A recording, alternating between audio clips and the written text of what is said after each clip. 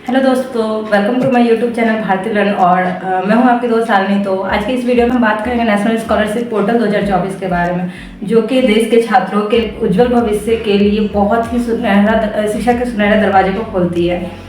तो इसी के साथ वीडियो को स्टार्ट करते हैं और जानते हैं नेशनल स्कॉलरशिप पोर्टल के बारे में बहुत ही गहराई से। इसके लाभ क्या क्या हैं, इसके लिए एलिजिबिलिटी क्राइटेरिया क्या क्या है, इसको कौन कौन ले सकते हैं, और इन सारी जानकारी को प्राप्त करने के लिए इस वीडियो को अंत तक जरूर देखें। क्या आपको पता है आज के ज़माने में किसी एक व्यक्ति को शिक्षा की सफलता तक पहुँच पाना कितना महत्वपूर्ण है?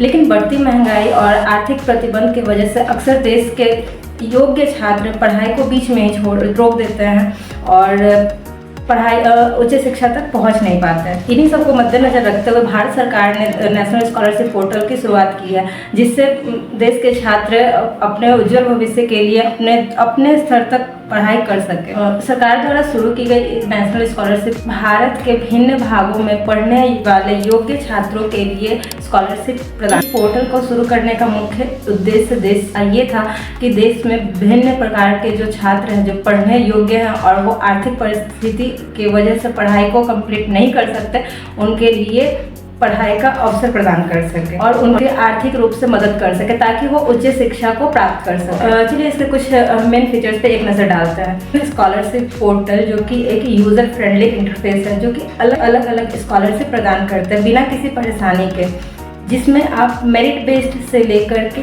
मीन्स बेस्ड तक स्कॉलरशिप प्राप्त कर सकते हैं। लेकिन फ़ायदे सिर्फ इतने ही नहीं है, इसके लिए आप आवेदन करने के लिए बहुत ही सरल प्रक्रिया है। तो दोस्तों, आगे की इस वीडियो में हम बात करेंगे एलिजिबिलिटी क्राइटेरिया के बारे में। तो चलिए दोस्तों, जानते हैं इसके लिए एलिजिबल कौन कौन है। तो सबसे जो भी स्टूडेंट्स अप्लाई करना चाहते हैं, उनका भारतीय होना बहुत ही ज़रूरी है। उसके बाद उनका जो 12th क्लास के स्टूडेंट्स हैं, उनका एज लिमिट 18 बिलो होना चाहिए एंड ग्रेजुएशन वाले लोगों का 30 बिलो होना चाहिए।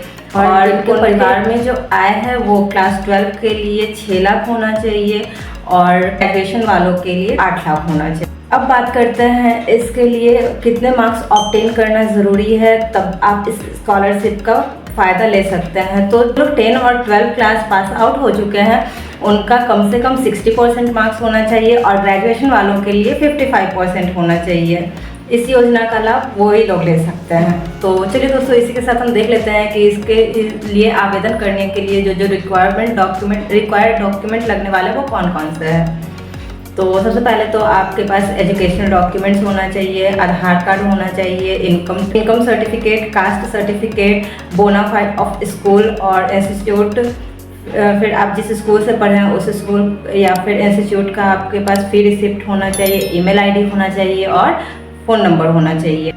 और सबसे महत्वपूर्ण बात, इस योजना में अलग अलग तरीके के स्कॉलरशिप हैं, जिनके लिए अलग अलग प्रकार के दस्तावेज लगेंगे, जैसे स्व घोषणा प्रमाण पत्र, पिछले कक्षा के योग्यता प्रमाण पत्र।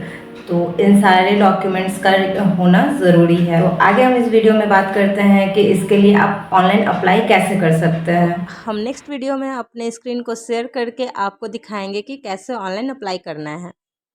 अगर आपको हमारी जानकारी अच्छी लगी तो इस वीडियो को लाइक करें और हमारे चैनल को सब्सक्राइब करना ना भूलें। Thanks for watching.